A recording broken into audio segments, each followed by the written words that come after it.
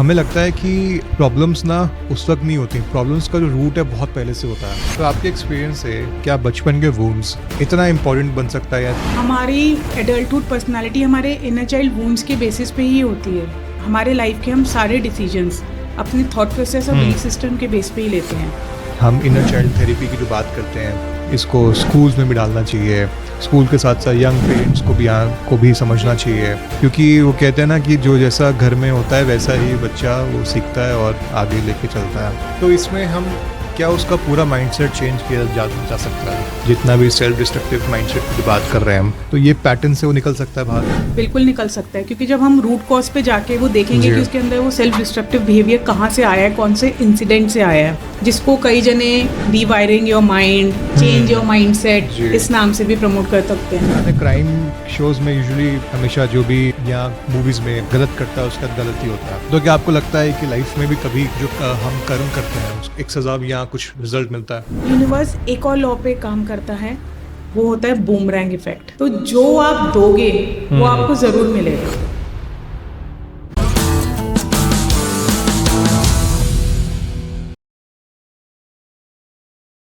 आसपास हम बहुत बार देखते हैं कि लोग कहते हैं कि यार मेरी लाइफ में ये कमी है, मेरी लाइफ में वो है, ये नहीं हो रहा, फलाना ढिमकाना।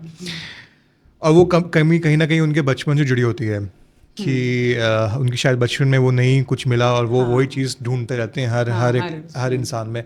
किसी को फॉर एग्जांपल बचपन में पेरेंट्स का प्यार नहीं मिला, तो वो एक अलग माइंड से डेवलप हो गया और वो चीज़ लैक हर चीज़ ढूंढता रहेगा औरों में।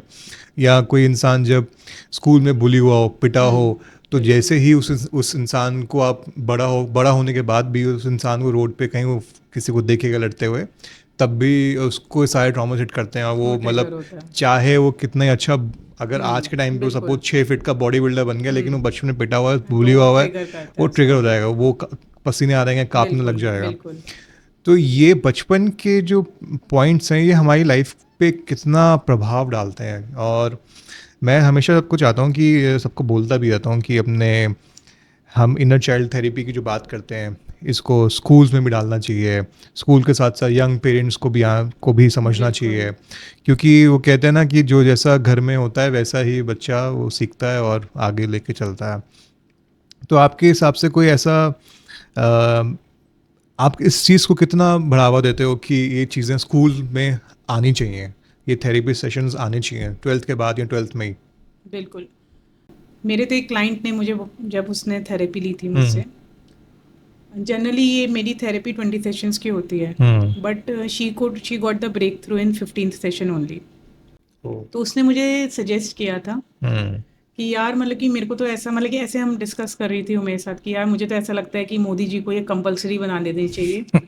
हाँ, स्कूल में नहीं कंपलसरी बना सकते क्योंकि 18+ के होती है। तो शी वाज लाइक कि कॉलेज के तो फर्स्ट ईयर में तो कुछ नहीं करना, 1 महीना आगे पहले थेरेपी लो, फिर अपनी लाइफ जर्नी स्टार्ट करो। जी। तो ये बहुत इंपॉर्टेंट है, क्योंकि हम अपने ट्रॉमास के साथ जब जीते हैं ना, तो एक्चुअली कई बार हमारे खुद के बिहेवियर ऐसे होते हैं हमें नहीं पता जो हार्मफुल है। हम उनको अपना अच्छा पर्सनालिटी ट्रेट मान के, जब तक आपको यही नहीं पता लगेगा कि आपके लिए क्या हार्मफुल है या कोई क्या आपके लिए आपको सेल्फ डिस्ट्रक्टिव मोड में लेके जा रहा है, तब तक सब कुछ यूजलेस है, क्योंकि आप अवेयर ही नहीं हो कि वो आपको हार्म कर रहा है। जी। तो इसमें मेरे साथ भी ऐसा ही था। जब मैं उन बच्चों में से थी जो सब पेरेंट्स चाहते हैं कि यार हमारा बच्चा ऐसा हो, क्योंकि जो बच्चा आज्ञाकारी होता है, मतलब कि हाँ में हाँ करता है, जो अपना पढ़ाई भी कर लेता है, खाने में भी तंग नहीं करता, मम्मी की भी घर में हेल्प कर देता है, छोटे भाई बहनों को भी हेल्प कर देता है, तो सबको ऐसे ही बच्चे चाहिए। जी। तो पर जब मैंने हीलिंग करी तो मुझे पता लगा ये मेरा ट्रॉमा था, ये मेरा ट्रॉमा रिस्पॉन्स है। मुझे अपनी पर्सनालिटी पता लगी, मुझे अवेयरनेस आई कि जिसको मैं अपना बहुत अच्छा पर्सनालिटी ट्रेट मांगती थी कि भाई मैं अपने पेरेंट्स को तंग नहीं करती या मैं किसी को तंग नहीं करती, मैं तो बहुत अच्छा बच्चा हूँ, तो वो एक्चुअली वो मेरा ट्रॉमा रिस्पॉन्स था। I was a people pleaser personality. अब मैं इसको वॉज बोलूँगी क्योंकि वो मैंने हील कर लिया। तो पीपल प्लीजर क्या होते हैं, वो लोग ना सिर्फ दूसरों को खुश रखने के लिए जीते हैं, गिवर्स बेसिकली। गिवर्स होते हैं, वो किसी को भी ना बोल नहीं सकते। तो ये उनका ट्रॉमा होता है कि वो ना नहीं बोल सकते। जी। वो हाँ ही बोलेंगे, सबकॉन्शियस उनको आज कई बार कोई बात होती है, मैं चाहती भी हूँ कि नहीं यार मैं इस काम के लिए मना कर दूंगी, किसी ने मुझे कुछ काम बोला है, मैं सोचती हूँ ना बोलूँगी, पर जब तक वो कन्वर्सेशन आती है ना, मेरा सबकॉन्शियस मुझसे हाँ ही बुलवा के छोड़ता है उसको। जी। तो ये सब जब तक हम अपने पर्सनालिटी ट्रेट्स को, चाइल्डहुड वुंड्स को नहीं हील करके आगे बढ़ेंगे ना, हम अपनी लाइफ में बहुत सफ़र करते हैं, बहुत स्ट्रगल करते हैं उस चीज़ को लेकर।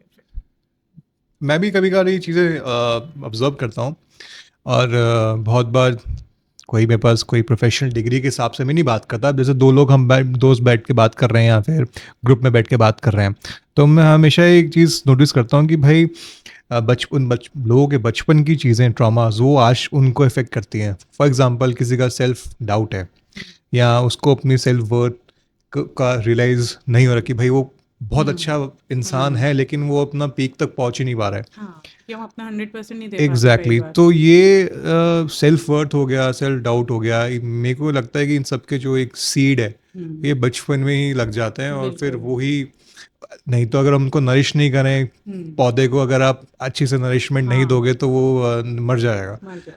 तो ये होना चाहिए कि लोगों को समझना पड़ेगा, और स्पेशली हम आपके थ्रू बहुत लोगों तक बोलेंगे कि भाई ये जितने भी लोग शादियां करना चाह रहे हैं इस साल, वो ये ज़रूर अपना एक पार्टनर के साथ में सेशंस लें, अपनी कहीं ना कहीं ये चीज़ें जो एक चाइल्ड ट्रॉमास हैं इनको हील करें, नहीं तो ये, क्योंकि ये पैटर्न आगे बढ़ेगा, बच्चों तक जाएगा, बच्चों के सेम, मतलब आप अपनी साइकिल को तोड़ना पड़ेगा आपको। वो जैसे कभी कभार क्या होता है कि हम अपनी पुरानी आदतों को लेके बैठते हैं, बड़े होते हैं, ठीक है, तो क्या आपके कभी देखा है कि कोई कोपिंग मैकेनिज्म है, या फॉर एग्जांपल कोई चाइल्डहुड कोपिंग मैकेनिज्म जो लोगों की एडल्ट लाइफ को सबसे ज़्यादा इम्पैक्ट डालता हो? बेसिकली मेजर लेवल पे ना हम जब डिस्कस करते हैं, थेरेपी सेशंस में जाते हैं, तो 5 तरह के कोपिंग मैकेनिज्म होते हैं। ओके। मैं अब उन सब को डिटेल में यहाँ पे डिस्कस नहीं करना चाहूँगी। आपने पूछा जो सबसे कॉमन है, तो सबसे कॉमन जो कोपिंग मैकेनिज्म होता है ना, वो होता है ब्लेमिंग। दूसरे के ऊपर ब्लेम डाल दो, जी। सबसे आसान। और ये आप मेजरली सब में देखोगे, कोई अपनी रिस्पॉन्सिबिलिटी जी। नहीं लेना चाहता किसी सिचुएशन की या जी। किसी इंसान की। जी। और जब हम हीलिंग वर्क में आते हैं ना, हमारी फर्स्ट कंडीशन, फर्स्ट रूल या फर्स्ट स्टेप जो हम किसी को बताते हैं, that you have to take the 100% responsibility. अगर आप अपनी किसी सिचुएशन को चेंज करना चाहते हो, अपने लाइफ में किसी इंसान को चेंज करना चाहते हो, या कुछ अचीव करना चाहते हो, क्योंकि जब तक आप 100% रिस्पॉन्सिबिलिटी नहीं लोगे उस चीज़ की, तो मतलब कि आपके पास तो 100% अथॉरिटी भी नहीं है ना उसको चेंज करने की। जी। सही में। और जो इंसान ब्लेमिंग मोड में रहता है, वो अपनी हीलिंग नहीं कर सकता। ट्रू। क्योंकि अगर आप कह रहे हो कि आज ये कुछ भी मेरी लाइफ में कोई भी एक, मे बी आपके बिजनेस में आपको फेलियर मिला, अगर आप कहते हो कि वो फेलियर मेरे स्टाफ की वजह से हुआ, मेरे मैनेजर की वजह से हुआ, इसकी वजह से हुआ, उसकी वजह से हुआ, तो आप उस फेलियर को सक्सेस में कन्वर्ट ही नहीं कर सकते। पर जिस दिन आप सोचो कि नहीं यार मेरी गलती थी, मे बी मेरे को मैनेजर को और अच्छे से गाइड करना चाहिए था, जी। मे बी मेरे मैनेजर को मुझे ट्रेन करना चाहिए था जी। कि वो सबऑर्डिनेट्स को अच्छे से सुपरवाइज करे। जी। जी। तो जब आप 100% रिस्पॉन्सिबिलिटी लोगे, तो आपके पास 100% अथॉरिटी भी आ जाती है जी। उस चीज़ को हील करने में या ठीक करने की। आजकल इंस्टाग्राम पे एक बड़ा ट्रेंड चलता है, काफ़ी काफ़ी लोग एक इमेज डालते हैं कि वीडियो होती है कि मैं अपने बचपन की फ़ोटोज़ डालते हैं, और वहाँ पे दिखाते हैं कि काश मैंने उसको ये समझाया होता अपने 10 साल या 5 साल के उसको। Inner child. तो अगर आप पब्लिक को एक चीज़ बोलना चाहो कि कॉमनली सबके लिए एक चीज़ कि वो अपने बचपन के पार्ट को अगर वो कुछ कहना चाहते हैं, तो क्या क्या होगा वो? सी अब ये हर एक पर्सन पे डिपेंड कर सकता है। इसको मैं कुछ एग्जांपल दे सकती हूँ आपको, क्योंकि इतना जनरलाइज नहीं कर सकती, क्योंकि हर एक की लाइफ में लैक या बहुत कमी डिफरेंट किसी और है। डिफरेंट हाँ चीज़ की है। जी। अगर आपको लगता है कि एज एन एडल्ट आपको प्यार की कमी लगती है, प्यार हमेशा गर्लफ्रेंड या स्पाउस वाला भी नहीं होता, प्यार पेरेंट से भी आपको जी। मिलता है, वो मेजर कोर फीलिंग प्यार की कमी ट्रू। लगती है, तो आप अपने इनर चाइल्ड को आई लव यू बोलिए। अगर आपको लगता है कि आपको लोग समझते नहीं हैं या आपको मिसअंडरस्टूड किया जाता है, तो आप अपने इनर चाइल्ड को बोलिए, I care for you, I understand you, वाह। I am there for you. जी। ठीक है, और कोई नहीं समझ रहा, मैं हूँ तेरे लिए, क्योंकि वो सुनना चाहता है। अगर आपको लगता है कि आपके बचपन में आपको बहुत कंपेयर किया गया, मे बी आपके सिबलिंग से, कज़न से, कि वो अच्छे नंबर लाता है, या तू 80% लाया, या तू ही बेटर कर सकता था, जी। तो आप उसको बोलेंगे I am sorry for you, क्योंकि हम्म। बल्कि what he was doing at that, वो अपना बेस्ट कर रहा था ना, बट उसको तब भी सुनना पड़ा, हम्म। कंपैरिजन, जी जी कंपटीशन देखना पड़ा। जी जी जी। तो वी से आई एम सॉरी। हम्म। तो ऐसे ही डिफरेंट डिफरेंट कंडीशंस होते हैं। कई बार होता है कि यार हम कई बार हम सोचते हैं ना, अरे यार वो डिसीजन नहीं लिया होता, या वो एक्शन उस टाइम पे नहीं लिया होता, तो आज हम्म। मेरी लाइफ बेटर होती। कई बार जी होता है जी। हमारा कोई डिसीजन मे बी उस सिचुएशन में हम एज अ बच्चे ले रहे थे, हमारे पास हाँ। इतनी विजडम नहीं थी, और हम वो बैकफायर कर गया हम पे। जी। तो उस केस में हम उसको बोलते हैं आई फॉरगिव यू। ठीक है, तूने लिया, forgive yourself. May be true. उस टाइम पे उसकी विजडम, उसकी नॉलेज, उसका एक्सपीरियंस, उसको लग रहा था वो डिसीजन अच्छा जाएगा, हम्म। तो नहीं गया। आज वो बड़ों के साथ भी होता है। तो ऐसे वो डिफरेंट सिचुएशंस होते हैं कि आप एट प्रेजेंट कौन सी सिचुएशन को फेस कर रहे हो, कि आपके इनर ट्रू। चाइल्ड को वो चीज़ की ज़रूरत है इस ट्रू। टाइम पे। आजकल वैसे एक देखा गया सेल्फ केयर जो एक टर्म है, ये बहुत ट्रेंडिंग हो चुका है। हम्म।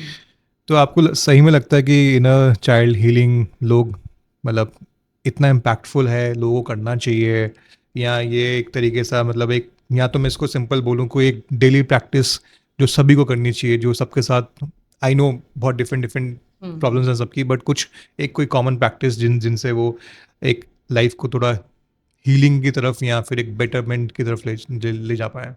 हाँ, मैंने ये वाला टूल मैंने अपने पेज पे और अपने सब हम्म। पे मैं इसके बारे में बात भी करती हूँ। ये टूल है बर्निंग बोल। और बर्निंग बोल। वाह। इस बर्निंग बोल के बारे में मैंने मिस्टर नरेंद्र मोदी जी की भी एक स्टोरी डाली थी। हाँ। आप जाके देखेंगे तो मिस्टर नरेंद्र मोदी जी का अक्षय कुमार सर के साथ एक इंटरव्यू है, हाँ। जिसमें उन्होंने इस बर्निंग बोल के बारे में मेंशन किया है कि वो तो ये बचपन से करते हैं। हम्म। तो ये बर्निंग बोल रिचुअल एक बहुत ही मैजिकल रिचुअल है, जिसको सी एक बार तो आपको हीलिंग के प्रोसेस से जाना चाहिए, क्योंकि वो मेजर जो रूटेड ट्रॉमास हैं, वुंड्स हैं, उनको तो आपको एक बार तो हील करना पड़ेगा। हम्म। पर फिर उस जर्नी को कंटिन्यू करने के लिए आप रोज़ बर्निंग बोल कर सकते हैं। बर्निंग बोल में होता क्या है कि हम इसका एक प्रोसेस होता है जी। 6 स्टेप का। उसमें हम क्या करते हैं कि हमारा फर्स्ट स्टेप होता है कि हम कोई भी एक सिचुएशन ले लेते हैं, ओके। कोई भी ट्रॉमेटिक, या ठीक इसमें है। आप कोई चाइल्डहुड सिचुएशन भी ले सकते हैं, या एकदम करंट सिचुएशन ले लीजिए कि मे बी प्रॉब्लम। कल ही कोई प्रॉब्लम हो गई है, या प्रॉब्लम ले लिया, ओके। घर में कोई जी आर्ग्यूमेंट जी हो जी गई जी है, या किसी के जी। साथ कोई बात हो गई है, कोई एक अपना बैड एक्सपीरियंस ले लीजिए, कल का ही ले लीजिए चाहे। हाँ। पहले आप फर्स्ट स्टेप होता है कि आप अपनी वो प्रॉब्लम सिचुएशन लिखिए। फिर सेकेंड स्टेप होता है कि उस सिचुएशन में कौन कौन से लोग इन्वॉल्व थे, हम्म। उनका नाम लिखिए। ठीक है। उसके बाद आप अपनी फीलिंग्स लिखिए कि आपको कैसा फील हुआ उस सिचुएशन में। ठीक है। तो ऑब्वियसली वो जब आपने कोई बैड एक्सपीरियंस लिया तो सारी नेगेटिव फीलिंग्स ही होंगी। जी। उसके बाद जिन लोगों ने आप उस टाइम पे जो रिस्पॉन्स किया वो नेगेटिव ही होगा उनका। हाँ। तो आप वो वाला रिस्पॉन्स जो आपने लोग इन्वॉल्व थे सिचुएशन में, उनके नाम के आगे जाके लिखिए कि उन्होंने जो रिस्पॉन्स किया वो नेगेटिव था, पर आप पॉजिटिव रिस्पॉन्स वहाँ पर लिखेंगे कि आप क्या चाहते थे कि उनको कैसा बिहेव करना चाहिए था उस टाइम पे। ओके। हम्म। ठीक है। और उसके बाद फिर आप मतलब उसके बाद फिर जब आपने पॉजिटिव रिस्पॉन्स लिख लिया, उसके बाद हम उस पेपर को फोल्ड करके एक बोल में बर्न कर देते हैं। और बर्न करते हुए हम अपना इंटेंशन वहाँ पर रखते हैं कि हम्म। यूनिवर्स को बोलते हैं कि this is the last time it happened with me, hmm. ये दोबारा नहीं होगा कभी मेरे साथ, मैं ये सिचुएशन आपको सरेंडर कर देता हूँ। जी। और जब तक वो पेपर बर्न हो रहा होता है हमें उसको देखना होता है। सो बेसिकली हम सबकॉन्शियसली ट्रू। उस सिचुएशन को रिलीज कर रहे हैं। Hmm. So this is the burning bowl.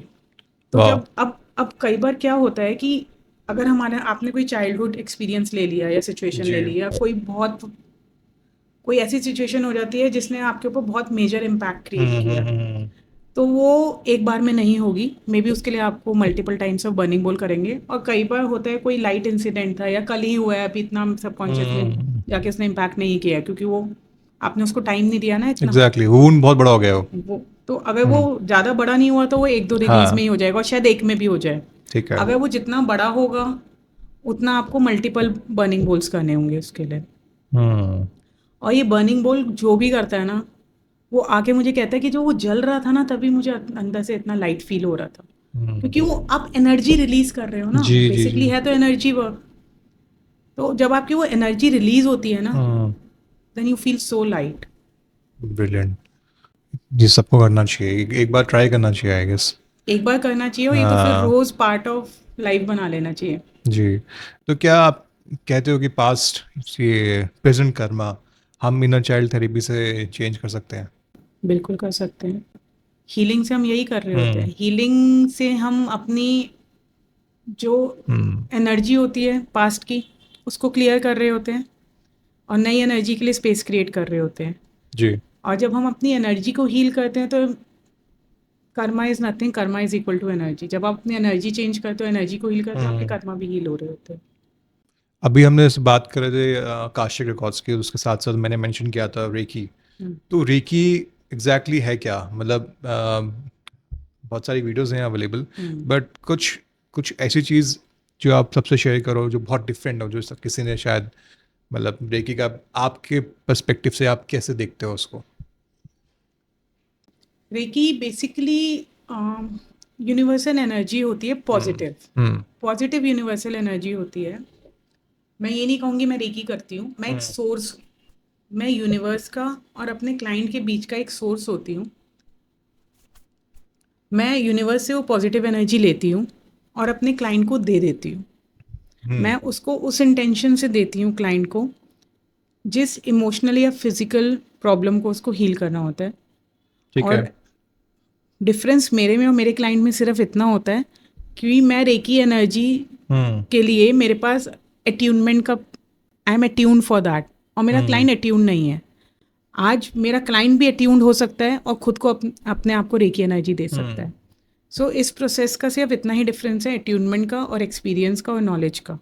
तो मेरा क्लाइंट भी वो ले सकता है। हम्म। तो कईयों को लगता है कि जो रेकी एनर्जी करते हैं पता नहीं वो बहुत डिफरेंट है, ऐसा कुछ नहीं है। हर कोई जी रेकी सीख सकता है, हर कोई जी। अटेनमेंट ले सकता है, उसको प्रैक्टिस कर सकता है और अपने फिजिकल और इमोशनल ट्रॉमास और अपने फैमिली के फिजिकल इमोशनल ट्रॉमास हील कर सकता है। तो रेकी से मैंने मुझे जहाँ तक याद आ रहा है, एक इंसिडेंट मेरी एक फ्रेंड के साथ में कुछ हुआ था, उसका कुछ मसल स्पैज्म, मसल हम्म, कुछ पेन था उसके। हम्म, तो उसने, उसकी सिस्टर ने उसको रेकी आते थे, ग्रैंड मास्टर, हम्म, उसने हम्म, उसको लिटाया, हम्म, कुछ हैंड जेस्चर्स करे, हम्म, और उसको विद इन मिनट्स बहुत अच्छा फील हुआ। उसने बिल्कुल। मुझसे शेयर किया कि ये हुआ। तो तब मुझे इतना उस पर विश्वास नहीं हुआ था कि भाई ऐसे कैसे हो सकता है कि हाँ, जो लोग मतलब 15-15 दिनों से फिजियोथेरेपी कर रहे हैं उनको नहीं हो रहा, बट रेकी ने विद इन मिनट्स चेंज कर दिया। इसमें कितनी कितनी सच्चाई है? ये बिल्कुल सच है, क्योंकि जब आप फिजियोथेरेपी ले रहे हो हाँ।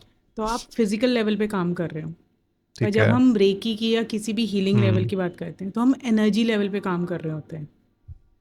और जब हम एनर्जी लेवल पे काम कर रहे होते हैं तो उसका आपको रिजल्ट या हम्म। इम्पैक्ट बहुत इंस्टेंट देखने को मिलेगा। ओके। क्योंकि हमारा फॉर्मेशन मेजरली 90 मोर देन 99% हमारी हमारे जो बॉडी में जो मैटर है हम्म। ना, मसल्स, बोन्स, ये सब तो लेस देन 1% है। बाकी हम्म। 99% हम एनर्जी हैं। वो तो तो है जी। तो एनर्जी पे जब एनर्जी लेवल पे जब हीलिंग करते हैं उसका रिजल्ट बहुत जी इंस्टेंट आता है। जी। और कई बार होता है कि जो बहुत पुराने फिजिकल वूंड्स हैं हम्म। और पुराने इमोशनल वूंड्स हैं, उनका रिजल्ट में भी आपको फर्स्ट टाइम में नहीं दिखे, जी। पर ओवर द टाइम जब आप कॉन्टिन्यूसली उसको रेकी हीलिंग देंगे या कोई और भी एनर्जी हीलिंग देंगे हम्म। तो उसका आप पुराने से पुराना फिजिकल या इमोशनल वूंड हील कर सकते हैं। वाह, बहुत बढ़िया। अच्छा, एक एक, एक थोड़ा सा रिश्तों की बात करते हैं कि रिलेशनशिप्स और इनर चाइल्ड थेरेपी, अगर आप इसको कनेक्ट करो, कितनी इम्पोर्टेंट है ये आज के टाइम पे? मुझे तो लगता है ना, चाइल्ड हीलिंग से इम्पोर्टेंट कुछ है ही नहीं आज के टाइम पे। क्योंकि जब हम रिश्तों की बात करते हैं हमारा सबसे पहला रिश्ता खुद से होता है। हम्म। जब हमारा खुद से ही रिश्ता अच्छा नहीं होगा तो औरों से हम कैसे एक्सपेक्ट कर सकते हैं अच्छा ट्रू। होएगा। ट्रू। तो तो इनर चाइल्ड हीलिंग से बेसिकली हम अपना खुद से रिश्ता बेहतर से बेहतरीन करते जाते हैं। जब हमारा खुद से रिश्ता अच्छा हो जाता है ना, तो हम ऑटोमेटिकली हमारा बाकी सबसे भी रिश्ता अच्छा हो जाता है। तो बेसिकली हम वो हमेशा सुनते हैं ना, अपना अपना कप फुल रखो तभी तुम दूसरों को दे पाओगे। जी तो बेसिकली वो वही है, जब हमारा खुद का कप फुल होगा जी तो तभी तो हम औरों को वो सब चीज़ें दे पाएंगे। पर एक्चुअली में हम सब उल्टा करते हैं, हम दूसरों को चेंज करने में लगे हुए हैं, दूसरों से एक्सपेक्ट करने में दे लगे हुए हैं कि वो हमें लव दे, वो हमें जी एक्सेप्टेंस दें, वो जी हमें सपोर्ट दें। और बल्कि ये सब चीज़ें हम खुद को खुद दे सकते हैं, बस हमें वर्क करना होता है। हम और एक और चीज़ है कि दूसरों को बदलना तो शायद फिर मुश्किल या इम्पॉसिबल है, पर हम खुद को बहुत इजीली चेंज कर सकते हैं। चलो थोड़ा स्पिरिचुअलिटी की बात करते हैं। तो आपके हिसाब से कौन सा बिगेस्ट स्पिरिचुअल चैलेंज है आज की सोसाइटी में? बिगेस्ट स्पिरिचुअल चैलेंज भी यही है, खुद से डिस्कनेक्शन। हम सब खुद से डिस्कनेक्टेड हैं क्योंकि हमारा लाइफस्टाइल ऐसा हो गया है। डिस्ट्रैक्शंस इतने हैं, फ़ोन है, सोशल जी मीडियाज़ है, सोशल लाइफ है। हम्म उसके बाद हमें क्लैरिटी ऑफ पर्पस ही नहीं पता है, जी क्लैरिटी नहीं है किसी को अपने पर्पस की। और उसके अलावा हमारा नेचर से डिस्कनेक्शन हो गया है। Hmm nobody wants to spend time in nature, क्योंकि वो फ़ोन ने, गैजेट्स ने, नेटफ्लिक्स ने हमें इतना ऑक्यूपाई कर लिया, हाँ हमारे वर्क ने, कि हम नेचर से नहीं कनेक्ट हो पाते। तो ये सब डिस्कनेक्शंस हमारे स्पिरिचुअल लेवल पे बहुत इफ़ेक्ट कर रहे हैं, जो कि हम समझ नहीं रहे हैं। जी और इन सब को अवॉइड करने के लिए हम शॉर्ट टर्म डिस्ट्रैक्शन से सोचते हैं कि हमारी प्रॉब्लम हील हो गई। जी मूड ख़राब है, चलो चलो मूवी दिखाते हैं। मूड ख़राब है, चलो आज शॉपिंग कराते हैं। But these are very short term root cause solutions. पे बात नहीं हो रही है। जी रूट कॉज पे तो हो ही नहीं रहा है ना हाँ कुछ भी। कुछ कर ही नहीं रहे। हाँ, वो एक चोट लग गई, ऊपर से सैवलॉन लगा लिया, बस सैवलॉन खत्म, लगा काम लिया। खत्म। हाँ, आज वो वो कह रहे हो अरे उसको जी गुस्सा आ रहा है, गुस्सा आ रहा है। अरे उसके रूट कॉज पे जाओ ना, उसको जी गुस्सा क्यों आ रहा है। जी वो वही फिर हम ब्लेम मोड में रहना ज़्यादा आसान होता है, मान ले, कि उसको रूट कॉज पे जाके काम करने के अलावा। क्यों बहुत बड़ा शब्द है। क्यों बहुत बड़ा है, क्यों वाई। क्यों होना बहुत ज़रूरी है लाइफ में। मेरा आपसे आखिरी सवाल थोड़ा सा कंट्रोवर्शियल भी है। आज के टाइम पे बहुत सारे डाइवोर्स रेट्स शूट कर रहे हैं। अब ऑलमोस्ट हर तीसरे घर में देखो तो ये हाल चल रहा है। किसी का सबकॉन्शियसली इतना ट्यून खराब हो रखा है कि उसको केओस अट्रैक्ट करनी है, या किसी एक पार्टनर के साथ में कुछ और प्रॉब्लम्स हैं। फॉर एग्जांपल किसी का एक का ट्रॉमा है, एक का ट्रॉमा है, दूसरा पार्टनर झेल रहा है, बहुत चीज़ें ऐसी ऐसी चीज़ें हैं। तो आपके हिसाब से इसको हम किस नज़रिए से देखें कि जहाँ पे ये इतना रेट्स तो बढ़ ही रहे हैं, बट हाँ हम लोग क्या इम्पैक्ट डाल सकते हैं उनको थोड़ा राइट डायरेक्शन में डालने के लिए? जब हम डाइवोर्स की बात करते हैं तो बेसिकली होता क्या है, जब दो लोग इस रिलेशनशिप में, इस इंस्टीट्यूशन का पार्ट बनते हैं।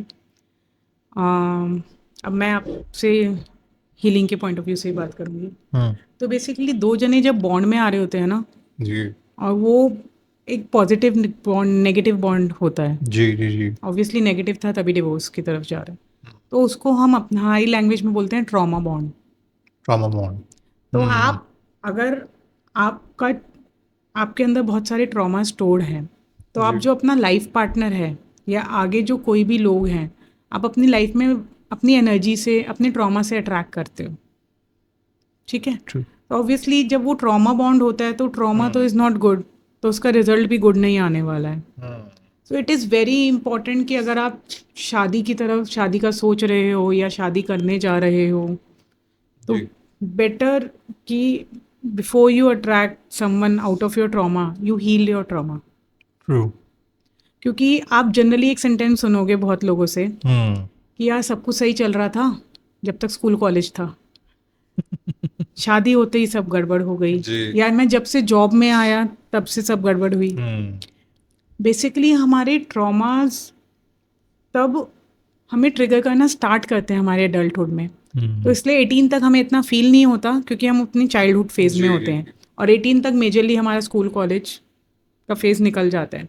अब धीरे धीरे धीरे धीरे हम अपने एडल्टहुड में आ रहे हैं और ऑब्वियसली हमारी स्टडीज़ कंप्लीट करते ही या तो हम जॉब में लगेंगे या शादी कर लेंगे। तो इसलिए सबको लगता है कि शादी करने से या जॉब में आने से प्रॉब्लम हुई है, जब तक पेरेंट्स के साथ थे या अपनी फैमिली नहीं थी तब तक सब सही चल रहा था। वो ऐसा वो ऐसा इसलिए होता है कि क्योंकि अब हमारे ट्रॉमास सरफेस लेवल पे दूसरे के थ्रू हमें दिखने लग गए हैं। क्योंकि जो हमारी खुद की एनर्जी होती है उसी एनर्जी से हम दूसरे जने को अट्रैक्ट करते हैं। तो ऐसा क्यों होता है कि एक आदमी टॉक्सिक रिलेशनशिप में है, एक लड़की है जो बहुत स्वीट सी है, बिल्कुल शार्प माइंडेड भी है और काम भी बहुत अच्छा कर रही है, सब चीज़ों में फुल है जैसे, लेकिन वो सेम टाइप ऑफ एक लड़के को अट्रैक्ट कर रही है। एक ब्रेकअप हुआ टॉक्सिक वाला लड़का, जो जो गलत हो सकता है करता है, सेकंड लड़का भी सेम। तो सेम पैटर्न, ये पैटर्न रिपीट क्यों करते हैं हम लोग? इसमें आप लोग कैसे उन लोगों की मदद कर सकते हो? हीलिंग में जब हम इनर चाइल्ड हीलिंग करते हैं तो हम उस पैटर्न को ही तो ब्रेक करते हैं। क्योंकि हम बड़े अपने आप को स्मार्ट समझते हैं कि चलो अब एक बार गलती हो गई है, मैं दूसरे जने से जिससे शादी करूंगी या जिससे रिलेशनशिप में जाऊंगी, मैं बड़ी स्मार्टली वही अब मैं देखूंगी इसमें ये सब क्वालिटीज़ ना हो जी। बट हमें ये नहीं पता कि हम अपनी एनर्जी से अट्रैक्ट कर रहे होते हैं। हम बड़े स्मार्ट बनते हैं अपने आप को, पर ऐसा होता नहीं है। By the end of the day आपकी एनर्जी अगर किसी नार्सिसिस्ट को या टॉक्सिक पर्सनालिटी को अट्रैक्ट करने की है तो आप वही अट्रैक्ट करोगे। तो हम एनर्जीज से लोगों को अट्रैक्ट करते हैं अपनी। तो मे बी मेरे अंदर भी कोई ऐसी एनर्जी थी, because I was a people pleaser. तो मैं हमेशा अपने फ्रेंड्स, अपना स्पाउस, अपने इन लॉज, अपने नेबर्स तक मैंने वो अट्रैक्ट किए जिनको मुझे प्लीज़ करना पड़े। जैसे ही मेरी हीलिंग हुई, मेरा कोर्ट केस ख़त्म हो गया, क्योंकि जिन लोगों को मुझे प्लीज़ करना पड़ रहा था अब वो मेरी लाइफ से एकदम से जूम आउट हो, मतलब कि चले गए एकदम से, ऐसा पता नहीं, डिसअपियर हो गए, वैनिश हो गए। उसमें मेरे इन लॉज भी आ गए, मेरे एक्स इन लॉज भी आ गए, उसमें मेरा नेबर भी आ गए, दो जो मुझे बहुत ट्रबल कर रहे थे। तो ऐसा लगा एकदम से ही सब कुछ कैसे हो गया, बिकॉज मैंने अपने अंदर से वो एनर्जी को डिलीट कर दिया था। तो मैं अपनी एनर्जी से वैसे लोग अट्रैक्ट कर रही थी। जी। तो कोर लेवल पे हमारी एनर्जी पे जब हम काम करते हैं तो वो सब चीज़ें अपने आप ख़त्म हो जाती हैं। बहुत बढ़िया, मज़ा आ गया मैम बात करके। हमने काफ़ी चीज़ें तो डिस्कस करी हैं और आई एम श्योर इसके पीछे भी बहुत और चीज़ें हैं जो रह गई होंगी। हम फिर कभी दोबारा बैठेंगे और इसको और डिटेल में बात करेंगे। बट आई एम श्योर कोई ना कोई ये देखेगा तो हमारे कुछ सवाल बहुत बढ़िया थे, वो कुछ ना कुछ सोचेगा और उसको लेके जाएगा। थैंक यू, आप आए इतनी दूर से, और आई एम श्योर आप भी यहाँ से कुछ लेके जाओगे। और thank you so much ma'am. Thank you so much Sarthak for inviting me. जी, it has been a great time with you. Thank you. Hope to see you soon again. Sure. All the best.